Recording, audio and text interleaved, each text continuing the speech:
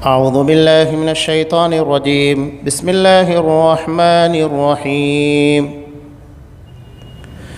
وكأي من آية في السماوات والأرض يمرون عليها وهم عنها معرضون وما يؤمن أكثرهم بالله إلا وهم مشركون. أفآمنوا أن تأتيهم غاشية من عذاب الله أو تأتيهم الساعة بغتة وهم لا يشعرون. قل هذه سبيلي أدعو إلى الله على بصيرة أنا ومن اتبعني وسبحان الله وما أنا من المشركين. وما أرسلنا من قبلك إلا رجالا نوحي إليهم من أهل القرى أفلم يسيروا في الأرض فينظروا كيف كان عاقبة الذين من قبلهم ولدار الآخرة خير للذين اتقوا أفلا تعقلون. حتى إذا استيأس الرسل وظنوا أنهم قد كذبوا جاءهم نصرنا فنجي من نشاء ولا يرد بأسنا عن القوم المجرمين. لقد كان في قصصهم عبرة لأولي الألباب ما كان حديثا يفترى ولكن تصديق الذي بين يديه وتفصيل كل شيء وهدى ورحمة لقوم يؤمنون. آسمانوں اور زمین میں بہت سی نشانیاں ہیں جن سے یہ منہ موڑے گزر جاتے ہیں. ان میں سے اکثر لوگ باوجود اللہ پر ایمان رکھنے کے بھی مشرک ہی ہیں. کیا وہ اس بات سے بے خوف ہو گئے ہیں کہ ان کے پاس اللہ کے عذابوں میں سے کوئی عام عذاب آ جائے یا ان پر اچانک قیامت ٹوٹ پڑے اور وہ بے خبر ہی ہوں؟ آپ کہہ دیجئے میری راہ یہی ہے، میں اور میرے متبعین اللہ کی طرف بلا رہے ہیں پورے یقین اور اعتماد کے ساتھ، اور اللہ پاک ہے اور میں مشرکوں میں نہیں. آپ سے پہلے ہم نے بستی والوں میں جتنے رسول بھیجے ہیں سب مرد ہی تھے جن کی طرف ہم وحی نازل فرماتے گئے. کیا زمین میں چل پھر کر انہوں نے دیکھا نہیں کہ ان سے پہلے کے لوگوں کا کیسا کچھ انجام ہوا؟ یقیناً آخرت کا گھر پرہیزگاروں کے لیے بہت ہی بہتر ہے. کیا پھر بھی تم لوگ نہیں سمجھتے؟ یہاں تک کہ جب رسول نا امید ہونے لگے اور وہ قوم کے لوگ خیال کرنے لگے کہ انہیں جھوٹ کہا گیا، فوراً ہی ہماری مدد ان کے پاس آ پہنچی. جسے ہم نے چاہا اسے نجات دی گئی. بات یہ ہے کہ ہمارا عذاب گناہ گاروں سے واپس نہیں کیا جاتا. ان کے بیان میں عقل والوں کے لیے یقیناً نصیحت اور عبرت ہے. یہ قرآن جھوٹ بنائی ہوئی بات نہیں بلکہ یہ تصدیق ہے ان کتابوں کی جو اس سے پہلے کی ہیں. کھول کھول کر بیان کرنے والا ہے ہر چیز کو، اور ہدایت اور رحمت ہے ایماندار لوگوں کے لیے. سورہ یوسف آیت نمبر 105 سے آیت نمبر 111. محترم سامعین، عزیز ماں اور بہنوں، یہ سورہ یوسف کی اخیر کی آیتیں ہیں جس میں سورہ یوسف کا خلاصہ بیان کیا گیا ہے. کیونکہ سورہ یوسف کا نزول مشرکین مکہ کے سوال پر ہوا تھا. ان لوگوں نے سوال کیا تھا کہ آخر کار بنی اسرائیل کنعان سے مصر آ کر کیسے آباد ہو گئے، کیا وجہ تھی؟ اسی کے جواب میں پوری سورہ اللہ نے نازل کی. اور اس پوری سورہ کے اندر آپ کو جس طرح برادران یوسف نے حضرت یوسف علیہ السلام کے ساتھ کیا، وہی حرکتیں مشرکین مکہ نے نبی کریم صلی اللہ علیہ وسلم کے ساتھ کی تھی. انہوں نے حضرت یوسف کو اپنے باپ کی نگاہوں سے دور کرنے کے لیے کنویں میں ڈال دیا، وہاں سے مصر پہنچ گئے. انہوں نے نبی کریم صلی اللہ علیہ وسلم اور مسلمانوں کو اتنا تنگ کیا کہ یہ لوگ مکہ چھوڑ کر مدینہ ہجرت کے لیے مجبور ہوئے. جس طرح آپ صلی اللہ علیہ وسلم مدینہ جانے کے بعد پن پہ آپ کو انصار ملے، آپ کی طاقت قوت بڑھی، اسی طرح حضرت یوسف علیہ السلام نے بھی جب اپنا وطن چھوڑا، انہیں مجبوراً وہاں سے نکلنا پڑا، تو مصر گئے اور اللہ نے وہاں پر انہیں حکومت عطا کی، وقت کا بادشاہ بنا دیا۔ وہ ساری چیزیں جو آپ صلی اللہ علیہ وسلم کی زندگی میں تھی، کسی نہ کسی شکل میں یہ معاملہ دراصل مشرکین مکہ اور آپ صلی اللہ علیہ وسلم برادران یوسف اور یوسف علیہ السلام کے درمیان رہا ہے۔ انسان اگر اپنی زندگی میں غور کرے، جو بھی چیزیں پیش آتی ہے، جو واقعات، جو حادثات، جو معاملات ہیں، وہ دراصل اسی کی زندگی کی عکاسی ہوتی ہیں۔ آپ غور کیجئے، سورہ کہف ہر جمعہ کے دن پڑھنے کی تلقین آپ صلی اللہ علیہ وسلم نے کی ہے۔ حضرت موسیٰ علیہ السلام، بخاری کی طویل روایت اور اسی کے ضمن میں پورے واقعے کو قرآن مجید کے اندر بیان کیا گیا۔ حضرت موسیٰ علیہ السلام جب حضرت خضر کے ساتھ نکلے، علم کی تلاش میں کچھ سیکھنا چاہتے تھے، پہلا واقعہ پیش آیا۔ پہلا واقعہ یہ تھا کہ ایک کشتی میں لوگوں نے ان لوگوں کے پر ان کی بزرگی اور ان لوگوں کے طور طریقے دیکھنے کے بعد مفت میں سوار کیا۔ حضرت خضر نے اس کے بدلے میں کشتی کو داغدار کر دیا۔ حضرت موسیٰ علیہ السلام بول پڑے، کہا کہ ان لوگوں نے ہمارے پر احسان کیا، رحم کیا، اور ہم ان کی کشتی کو داغدار کر رہے ہیں، یہ کیا بات ہوئی؟ چونکہ حضرت خضر نے کہا تھا کہ تم مجھ سے کسی بارے میں سوال مت کرنا جب تک کہ میں تمہیں جواب نہ دوں، لیکن حضرت موسیٰ علیہ السلام قابو نہیں رکھ پائے اور انہوں نے سوال کیا، انہیں ٹوکا۔ دوسرا واقعہ پیش آیا کہ ایک بچے کو بغیر کسی جرم کی پاداش میں مار دیا۔ یہاں پر بھی حضرت موسیٰ علیہ السلام کو رہا نہیں کیا، سوال کر بیٹھے اور کہا کہ اگر اس کے بعد میں تم سے سوال کروں تو پھر ہماری اور تمہاری ملاقات ختم ہو جائے گی، جدائی ہو جائے گی، عذر باقی نہیں رہے گا۔ ایک بستی میں پہنچے، بھوکے تھے۔ وہاں پہنچنے کے بعد بستی والوں سے کھانا مانگا تو ان لوگوں نے کھانا دینے سے انکار کر دیا۔ ایک دیوار کو انہوں نے دیکھا جو گرنے کے بالکل قریب تھی۔ حضرت خضر نے اپنی خودآگاہ صلاحیت کے بلبوتے کے پر اس دیوار کو جگہ پر سیدھا کر دیا۔ حضرت موسیٰ نے کہا کہ ان لوگوں نے ہم کو کھانا نہیں دیا، ہم ان کے پریشان کر رہے ہیں، کیوں نہ اس دیوار کے سیدھا کرنے کے بدلے میں ہم اجرت لیتے، وہ ہمارے کھانے کا ذریعہ بن جاتی۔ حضرت خضر نے کہا کہ ھذا فراق بینی و بینک، اب میرے اور تمہارے درمیان جدائی ہو رہی ہے۔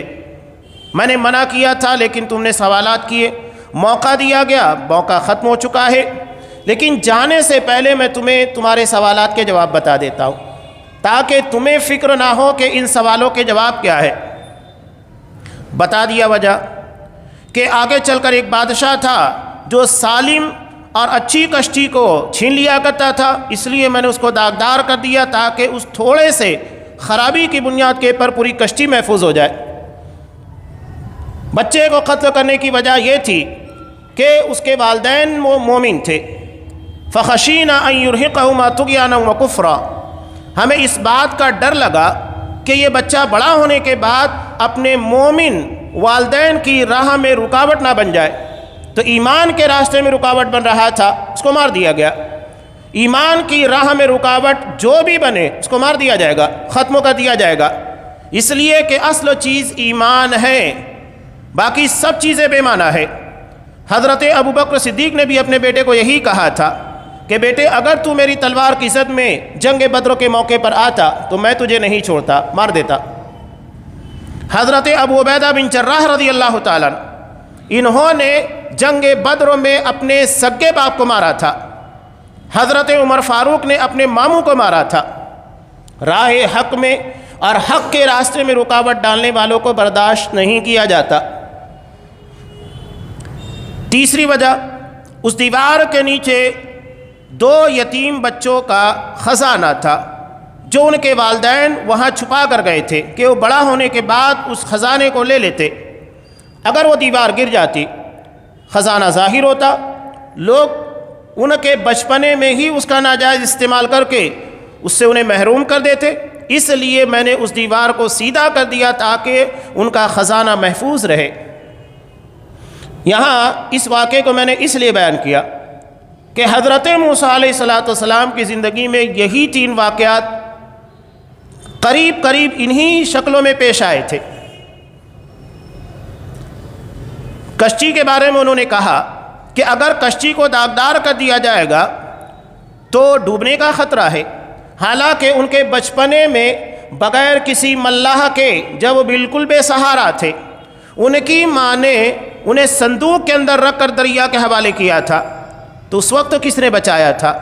اللہ تبارک و تعالیٰ نے۔ جو واقعہ ان کے بچپن میں پیش آیا تھا، جوانی میں جب وہ چیز پیش آ رہی ہے اس کے پر انہیں اعتراض ہوا، تو غور کرنے کی بات ہے کہ وہ چیزیں کسی نہ کسی شکل میں ہماری زندگی کا حصہ بنتی ہیں۔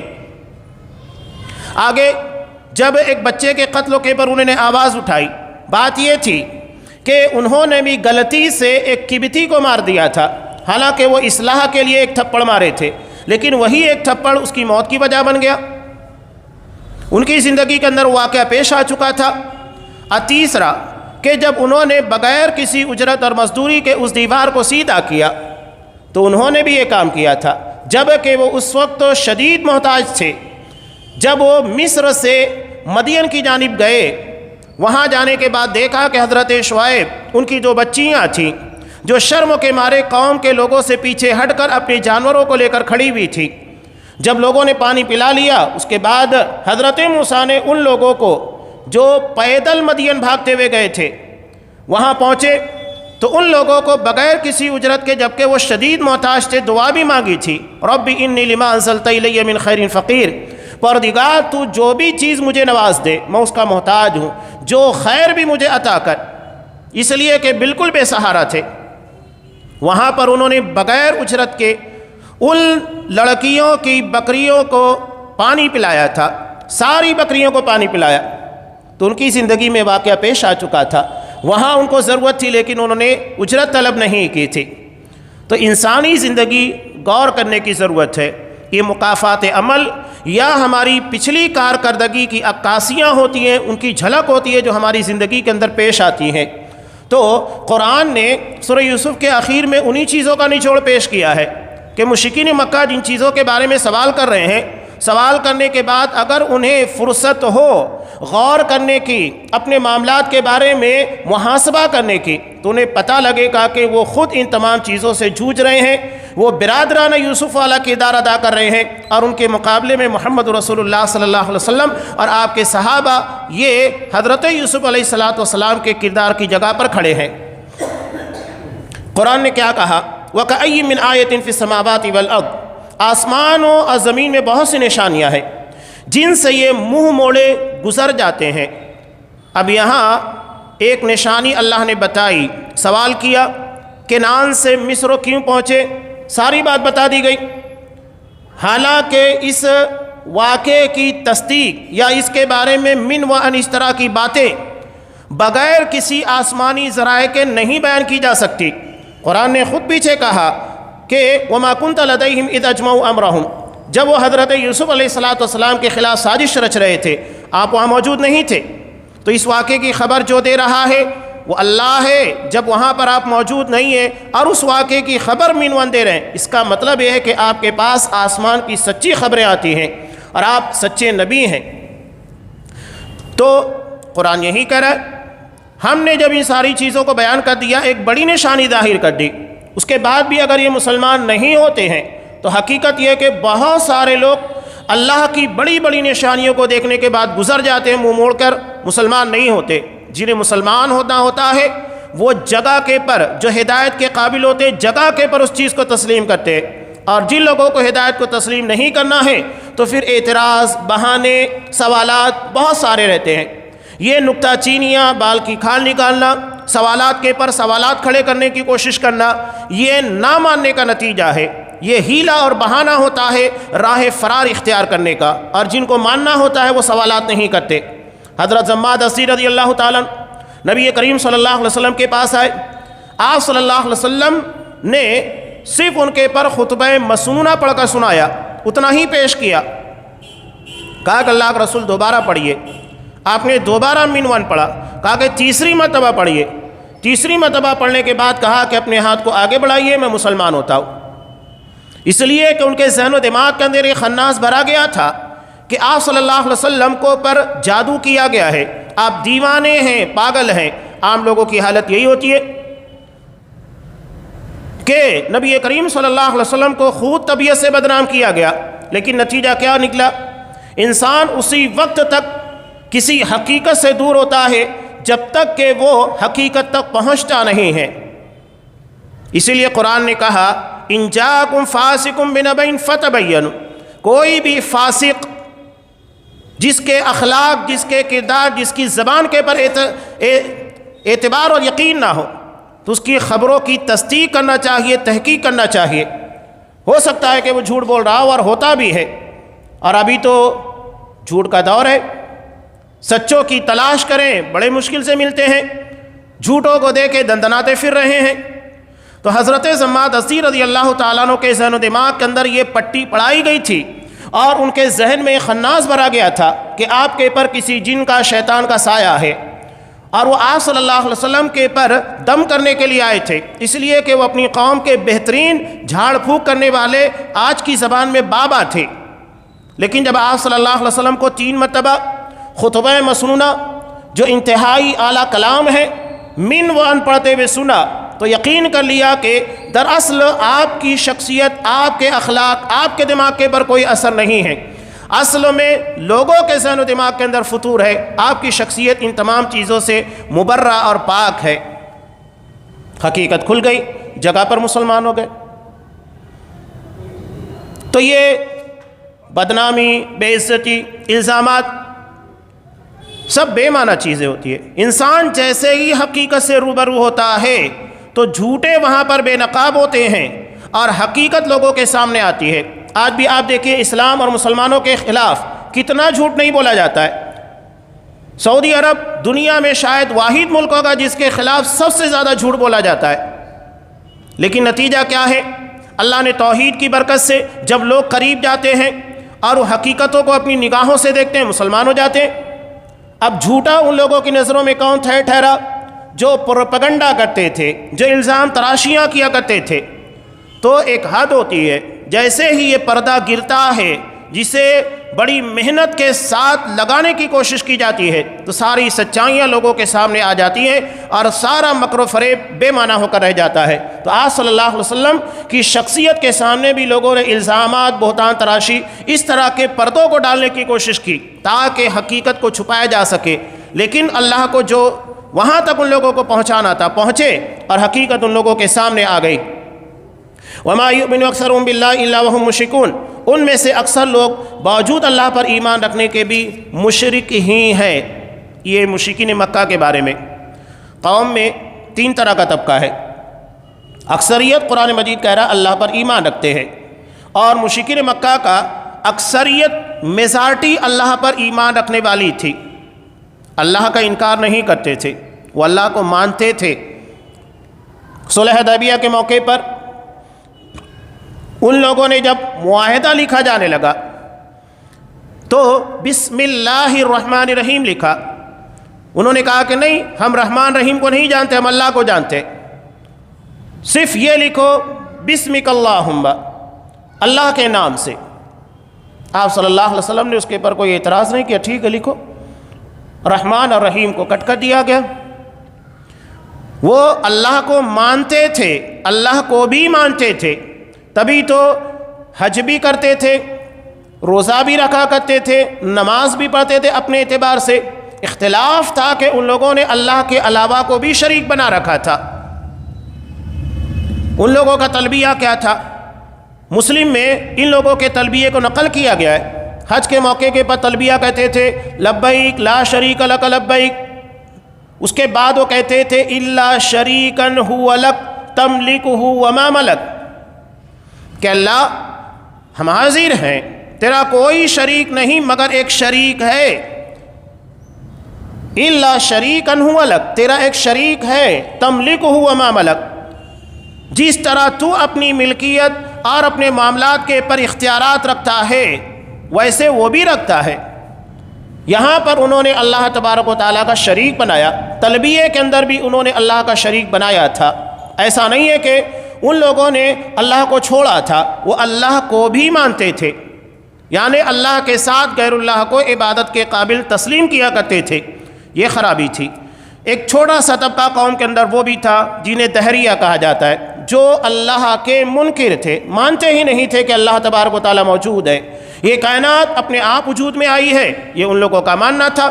قرآن مجید نے ان لوگوں کے تعلق سے بھی نقل کیا سورہ جاسیہ کے اندر کہ وَمَا يُهْلِكُنَا إِلَّا الدَّهْرُ، کہ اس کائنات میں جو بھی چیزیں ہو رہی ہیں اپنے آپ ہو رہی ہیں، انسان کی جو ضروریات ہیں وہ اپنے آپ پیدا ہو جاتی ہے، جس چیز کی بھی انسان کو ضرورت لگتے گئی وہ ساری چیزیں وجود میں آتی گئی۔ نہ کائنات کا کوئی بنانے والا ہے، نہ انسان کو زندگی عطا کرنے والا، نہ موت دینے والا، وہ اپنی طبعی فطری موت مر جاتا ہے، ختم ہو جاتی ہے بات۔ اس کے علاوہ ایک آخری اور تیسرا طبقہ جو صراط مستقیم پر تھا، جو اللہ ہی کو مانتا تھا، اللہ کو بھی نہیں، صرف اللہ کو مانتا تھا، وہی طبقہ مسلمانوں کا ہے۔ تو تین طبقے، اکثریت وہ ہے جو اللہ کو بھی مانتی ہے، دوسرا چھوٹا سا طبقہ ہے جو کائنات میں کسی بنانے والے کے وجود کو تسلیم ہی نہیں کرتی، اور تیسرا وہ ہے جو صرف اللہ تبارک و تعالیٰ کو مانتا ہے۔ اور یہی طبقہ اللہ تبارک و تعالیٰ کا برگزیدہ پسندیدہ طبقہ ہے، اور اسی کے پر نبی کریم صلی اللہ علیہ وسلم اور مسلمان تھے، اصحاب کرام تھے۔ تو قرآن نے کہا وَمَا يُؤْمِنُ أَكْثَرُهُم بِاللَّهِ إِلَّا وَهُم مُشْرِكُونَ، بہت سارے لوگ اللہ پر ایمان رکھنے کے بعد بھی مشرک ہی ہیں، اور آج بھی ہم یہی کہتے ہیں۔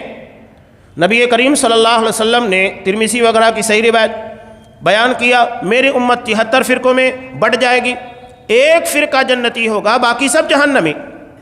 اصحاب اکرام کو باقی 72 کی فکر نہیں تھی، انہوں نے صرف نبی سے یہ سوال کیا کہ وہ ناجی فرقہ کون سا ہوگا۔ انہوں نے 72 کے بارے میں نہیں کہا کہ اللہ کا رسول ان 72 کا کیا ہوگا، وہ اپنے انجام کو خود پہنچ جائیں گے، ورنہ قرآن و حدیث اتنے صاف طور کے پر دلائل کو بیان کرتے ہیں، انہیں تو اختلاف ہی نہیں کرنا چاہیے تھا۔ تو ہم ان کے ذمہ دار نہیں ہیں۔ صحابہ نے ذمہ داری صرف اس فرقے کے تعلق سے لی ہے جس کے بارے میں آپ نے کہا کہ وہ فرقہ ناجیہ ہے، اور ہمیں بھی اسی کی فکر کرنا ہے، 72 کی فکر نہیں کرنا ہے۔ صحابہ نے کہا کہ اللہ کے رسول وہ ناجی فرقہ کون ہوگا؟ تب آپ صلی اللہ علیہ وسلم نے نام نہیں بتایا، نام بتاتے تو ہر کوئی نام رکھ لیتا اور کہتا کہ میں ناجی فرقے میں سے ہوں۔ آپ نے کردار، منہج کو بیان کیا، عقیدے کو بیان کیا، کہا ما انا علیہ اليوم اصحابی، آج جس کے پر میں اور میرے صحابہ ہیں، یہ منہج ہے۔ قیامت تک جو بھی اس پیٹرن کے پر، اس طریقے پر، اس عقیدہ اور منہج کے پر ہوگا، حقیقت میں وہی مسلمان ہوگا، وہی ناجی گروہ میں شامل ہوگا، باقی کوئی نہیں ہوگا۔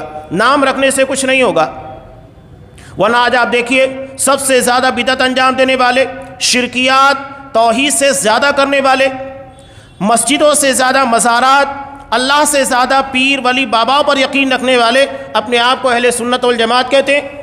تو کیا وہ اہل سنت والجماعت ہو گئے؟ نہیں۔ صحابہ کی زبان میں، اسلاف کی زبان میں سنت سے مراد عقیدہ ہے۔ جب آپ شرح السنہ پڑھیں گے امام بربہاری کی، انہوں نے شرح السنہ لکھا، سنت کی تشریح، کہا کہ سنت سے مراد عقیدہ ہے، اور یہ اصحاب کرام اسلاف کے اندر متداول تھا کہ وہ سنت کو عقیدے کے، ایمان کے معنی میں لیا کرتے تھے۔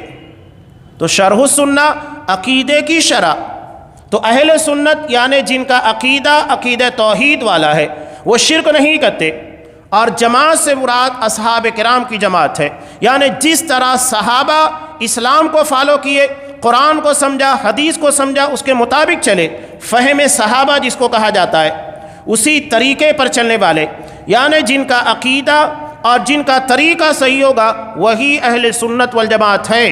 نام رکھ لینے سے کوئی بریلوی، کوئی بدعتی، کوئی بھی فرقے والا ہو، وہ مسلمان نہیں بن سکتا، وہ فرقہ ناجیہ میں نہیں آ سکتا جب تک کہ وہ اپنے کردار، اپنے عقیدے اور اپنے منہج کو عقیدہ توحید اور صحابہ کے طرز عمل کے مطابق نہ بنا لے۔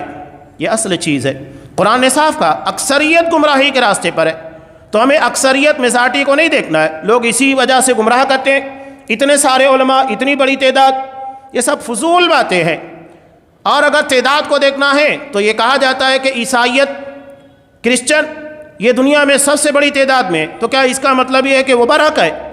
میجارٹی، اکثریت، یہ دراصل حقانیت کی دلیل نہیں ہے۔ حضرت عبداللہ ابن مسعود رضی اللہ تعالیٰ عنہ کا بہت پیارا قول ہے، انہوں نے کہا کہ اگر تم حق پر ہو اور اکیلے ہو تو تم ہی حق پر ہو۔ کیا کہہ رہے؟ اگر تم اکیلے ہو اور حق پر ہو تو تم ہی جماعت ہو، تم ہی صحیح ہو۔ یہ اکثریت کو نہیں دیکھا جاتا، اور لوگ آج اکثریت کے نام کے پر لوگوں کو گمراہ کر رہے ہیں۔ یہ ہمارے یہاں معتبر نہیں ہے۔ معتبر یہ ہے کہ آپ کا عقیدہ اور آپ کا منہج صحیح ہے کہ نہیں، وہ صحیح ہے تو باقی ساری چیزیں قبول ہے، ورنہ قبول نہیں ہے۔ آگے اللہ نے ارشاد فرمایا، کیا وہ اس بات سے بے خوف ہو گئے ہیں کہ ان کے پاس اللہ کے عذابوں میں سے کوئی عام عذاب آ جائے یا ان پر اچانک قیامت ٹوٹ پڑے اور وہ بے خبر ہی ہوں؟ یہ مشرکین مکہ کو کہا جا رہا ہے۔ اللہ نے کوئی بڑا عذاب ان لوگوں پر نازل نہیں کیا تھا، لے دے کر ایک عذاب تھا جو ان لوگوں کو تھوڑا تکلیف دیا، جو دخان تھا۔ کہہ سالی آپ صلی اللہ علیہ وسلم نے بد دعا کی تھی کہ اللہ ان لوگوں کے پر اسی طرح کی کہہ سالی نازل کر دے اور اسی میں مبتلا کر دے جیسا کہ حضرت یوسف علیہ السلام کے زمانے میں ہوئی تھی۔ نتیجہ یہ ہوا کہ مشرکین مکہ میں رہنے والے لوگوں کی حالت ایسی ہو چکی تھی کہ آسمان کی طرف نگاہ اٹھا کر دیکھے، کمزوری کی وجہ سے دھواں دکھائی دیتا تھا۔ یہ ان لوگوں کی وٹنس تھی، کمزوری تھی۔ حضرت ابو سفیان رضی اللہ تعالیٰ نے جو اس وقت مسلمان نہیں تھے، آپ صلی اللہ علیہ وسلم کے پاس آئے، رشتہ داری کا حوالہ دیا، کہا کہ ہم تو تمہاری رشتہ داری ہیں، اگر یہ مر رہے ہیں تو کون مر رہا ہے؟ آپ اللہ سے دعا کیجئے کہ اس عذاب کو ٹال دے، ہم آپ پر ایمان لائیں گے۔ لیکن نہیں، اللہ کے رسول نے دعا کی، کہہ سالی چھٹی، مسلمان نہیں ہوئے۔ تو یہ منتظر ہے کہ کوئی بڑا عذاب آ جائے۔ یہاں تو جان بچی ہوئی تھی، گرچہ مشکل میں تھے لیکن جان بچی ہوئی تھی، تو یہ منتظر ہے کہ اللہ کا کوئی بڑا عذاب یعنی جو ان کے خاتمے کا ذریعہ بن جائے اور ان لوگوں کی ہدایت، ایمان کے قبول کرنے کی کوئی امید باقی نہ رہے۔ تو اس بات کے منتظر ہے تو رہے۔ اللہ کا عذاب ایسے آتا ہے جہاں پر انسان کو شعور نہیں ہوتا، بالکل غفلت کا جو عالم ہوتا ہے، یہی اللہ کے عذاب کو دعوت دینے والا وقت۔ عذاب کے آنے کی دو ساعتیں قرآن مجید کے اندر بیان کی ہے، سورہ اعراف کے اندر۔ پہلا یہ ہے کہ اس وقت صبح کا جو وقت ہوتا ہے، کھیل کود کا وقت ہوتا ہے، یہ کھیل کود کے اندر مگن ہوں اور اچانک اللہ کا عذاب آ جائے۔ اور دوسرا وقت جب ایک خواب خرگوش میں سوئے ہوئے ہوں اور اس وقت اللہ کا عذاب ہے۔ دو وقت ہے عذاب، ایک کھیلنے کے وقت وہ بھی غفلت کا ہوتا ہے، سونے کا وقت وہ بھی غفلت کا ہوتا ہے۔ تو انسان غفلت کا شکار ہوا، ہم کہتے ہیں نا نظر ہٹی درگھٹنا گھٹی، یہ وہی ہے، غفلت کا شکار ہوئے کہ اللہ کا عذاب آیا۔ تو غافل نہیں ہونا چاہیے، کبھی بھی اللہ کی طرف سے مامون نہیں ہونا چاہیے کہ ہم بہت بہتر ہو گئے، ہمیں کوئی ضرورت نہیں ہے۔ نہیں، غفلت اللہ کے عذاب کو دعوت دیتی ہے۔ یہاں ایک بہت اہم آیت جو کہ اصول دعوت کے طور پر استعمال کی جاتی ہے، نبی کریم صلی اللہ علیہ وسلم نے صاف کہا، ہذہ سبیلی ادعو الی اللہ، یہی میرا راستہ ہے۔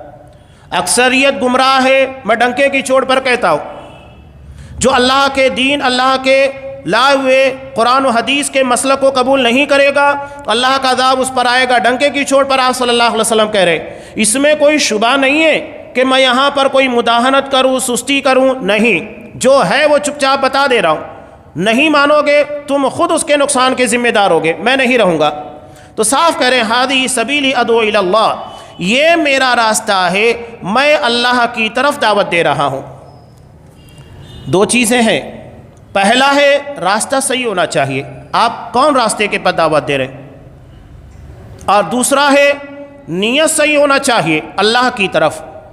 یہاں خاص طور سے ابھی جو ہمارے درمیان ایک مسئلہ عالمی سطح کے پر بنا ہوا ہے، سعودی عرب نے جب سے تبلیغی جماعت کے پر پابندی لگائی، حالانکہ پابندی بہت پہلے سے لگی ہوئی ہے، تو لوگ اس بارے میں بڑے فکر مند ہو گئے۔ ہم یہ نہیں کہتے کہ آپ دعوت و تبلیغ کا کام نہیں کر سکتے، کریے، کون کہتا ہے؟ آپ صلی اللہ علیہ وسلم نے خود کہا، بلغوا عنی ولو آیا، میری اگر ایک حدیث کا بھی علم ہے اس کی تبلیغ کرو، تبلیغ کرو، لیکن کس چیز کی؟ جو نبی نے بیان کی ہے۔ طریقہ وہی ہونا چاہیے جو نبی کریم صلی اللہ علیہ وسلم نے بیان کیا ہے۔ آپ صلی اللہ علیہ وسلم کی لائی ہوئی زندگی شریعت ہمارے لیے نمونہ ہے۔ قرآن نے کہا کہ لَقَدْ كَانَ لَكُمْ فِي رَسُولِ اللَّهِ أُسْوَةٌ حَسَنَةٌ، تمہارے لیے رسول کی زندگی نمونہ ہے۔ تو رسول کی زندگی میں دعوت سب سے اہم چیز ہے، کیا وہ ہمارے لیے نمونہ نہیں کہ کسی ہندوستان کے شخصوں کو دعوت کے اصول اور ضابطے کو بنانے کی ضرورت پیش آ گئی؟ نعوذ باللہ۔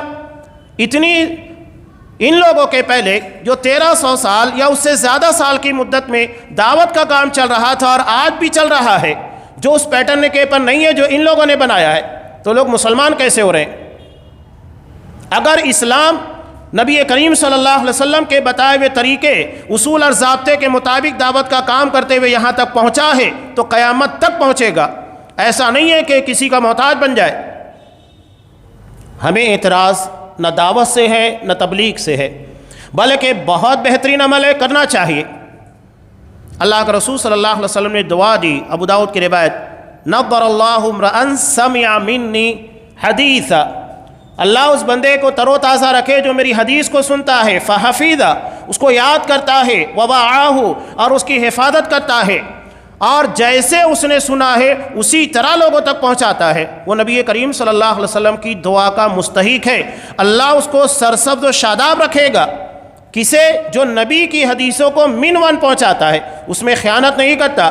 آپ صلی اللہ علیہ وسلم نے اس شخصوں کو نہیں دعا دی جو من گھڑت واقعات کو، بزرگوں کے قصے کو، جو قرآن حدیث کے صاف صاف اصول اور ضابطے عقیدے سے ٹکراتے ہیں، ان لوگوں کے بارے میں نہیں۔ آپ نے کہا کہ جو میری بات پہنچائے، میرا دین پہنچائے، اس کے بارے میں آپ صلی اللہ علیہ وسلم نے دعا دی ہے، باقی کسی اور کو نہیں۔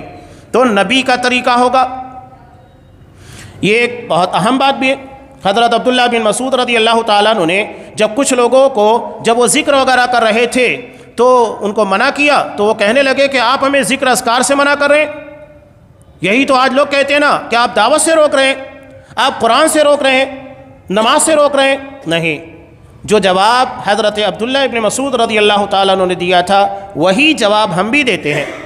انہوں نے کہا تھا، میں تمہیں ان چیزوں سے نہیں بلکہ نبی کے طریقے کی مخالفت سے منع کر رہا ہوں۔ تو ہم بھی یہی کہتے ہیں کہ دعوت میں نبی کے طریقے کی مخالفت ہمیں منظور نہیں ہے۔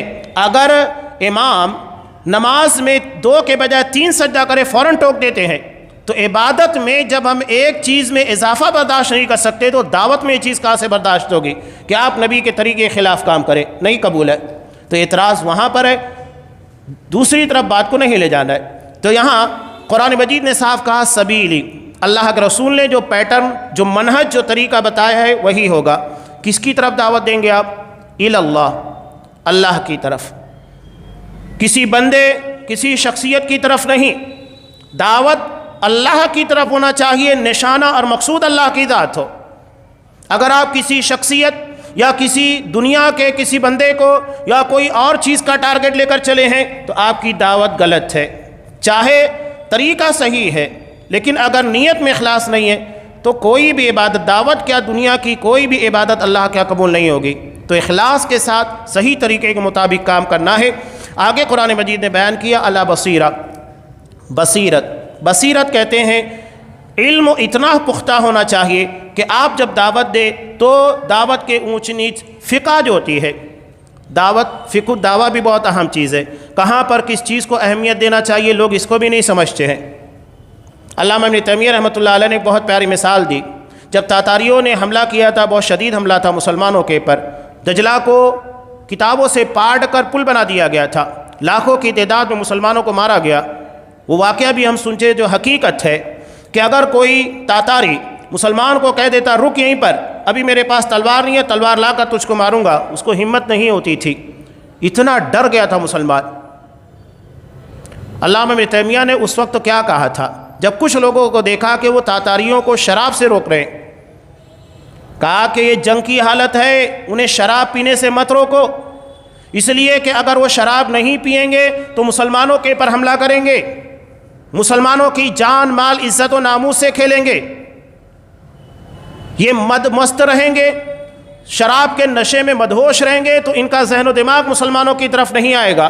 یہ فقہ الدعویٰ ہوتا ہے، کون سی بات کہاں پر کیسے کرنا ہے۔ ڈاکٹروں کو بھی آپ دیکھیے نا، ایسا نہیں ہے کہ ہر بخار میں ایک ہی دوا دے دیں، یا ہر سر درد یا بدن کے دردوں کے لیے ایک ہی دوا تجویز کی جائے، ہر کھانسی کے لیے ایک ہی دوا تجویز کی جائے.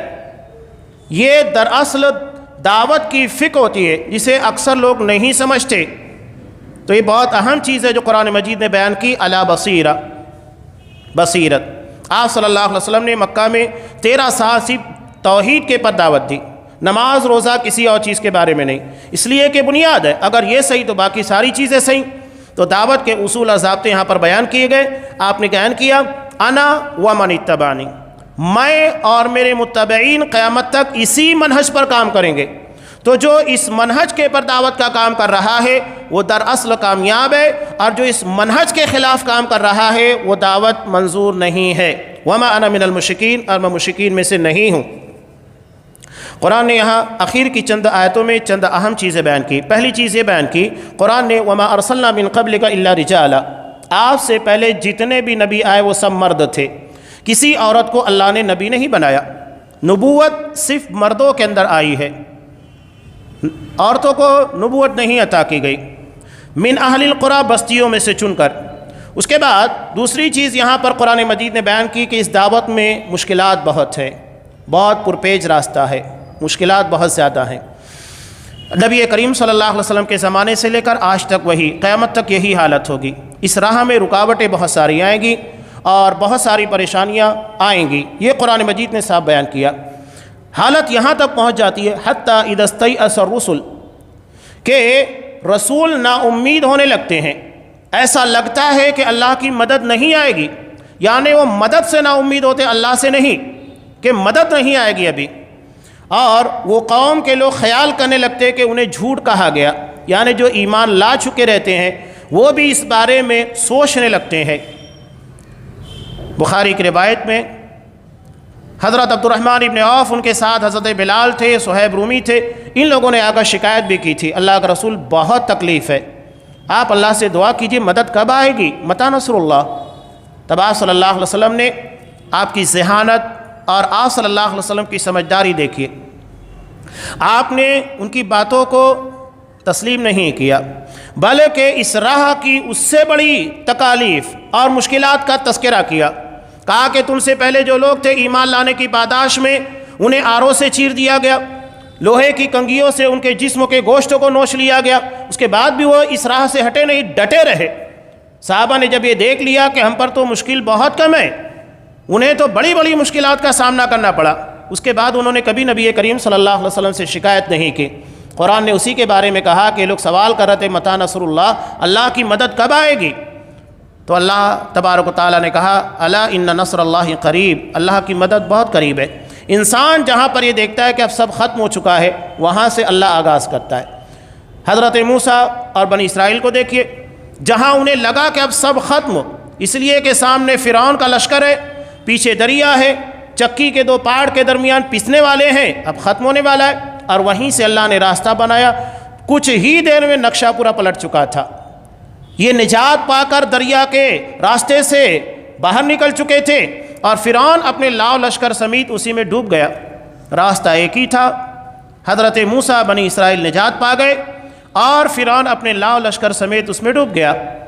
راہی کا فرق ہوتا ہے، راستہ صحیح ہونے کے ساتھ ساتھ راہی بھی صحیح ہونا چاہیے. تو اللہ نے نجات دی. جہاں یہ بندہ سوچتا ہے کہ معاملہ ختم ہو گیا ہے، اللہ وہیں سے ابتدا کرتا ہے. یہ دراصل مسلمانوں کے لیے اور نبی کریم صلی اللہ علیہ وسلم کے لیے بھی تسلی تھی. آخر میں قرآن مجید نے بیان کیا یہ جو واقعات بیان کیے جا رہے ہیں، لقد کان فی قصصہم عبرۃ لأولی الالباب، ان واقعات میں عقل مندوں کے لیے یقیناً نصیحت اور عبرت ہے. نصیحت یہ لوگوں کو سدھارنے کے لیے، عبرت اپنی غلطیوں اور خطاؤں کو صحیح کرنے کے لیے کہ اگر ہم نے بھی ایسا کیا ہم پر بھی ایسی سزا نافذ ہوگی. یہ عبرت ہوتی ہے، نشان عبرت جس کو کہا جاتا ہے. قرآن کے بارے میں یہاں آخر میں 3 چیزیں بیان کی گئی کہ قرآن کیا ہے، تفصیل کل شیء، ہر چیز کو تفصیل سے بیان کرنے والا، وہدیٰ، اور یہ ہدایت ہے، ورحمہ، اور مومنوں کے لیے رحمت ہے. قرآن کی 3 اہم خاصیتوں کا تذکرہ کیا گیا. پہلی چیز یہ کہ ہر چیز کو تفصیل سے بیان کرتا ہے. کوئی چیز ایسی نہیں ہے کہ جہاں پر آپ کو ڈاؤٹ و شبہ ہو قرآن اس کو حل نہ کرے، ہر چیز آپ کو ملے گی۔ ہماری کم فہمی ہو سکتی ہے، کم عقلی ہو سکتی ہے، قرآن مجید کے بیان میں کوئی کمی نہیں ہے۔ دوسری چیز یہ ہے کہ یہ ہدایت ہے۔ ہدایت یعنی زندگی کے تمام تر معاملات، چاہے وہ عقیدے کے متعلق ہو، عبادات سے متعلق ہو، تجارات ہو، معاملات زندگی، ہر چیز کے بارے میں رہنمائی کرتا ہے۔ اور تیسری چیز یہ ہے کہ رحمت ہے۔ انسان اگر اس راہ کے پر چلتے ہوئے خطا غلطی کرتا ہے تو اللہ کی رحمت اس کے پر حاوی ہو جاتی ہے اور اس کے گناہوں کی بخشش کر دی جاتی ہے، جو توبہ اور استغفار کی شکل میں ہے۔ تو یہ قرآن کی 3 اہم صفتیں یہاں پر الحمدللہ سورہ یوسف اختتام پذیر بھی۔ انشاءاللہ آئندہ درس سے سورہ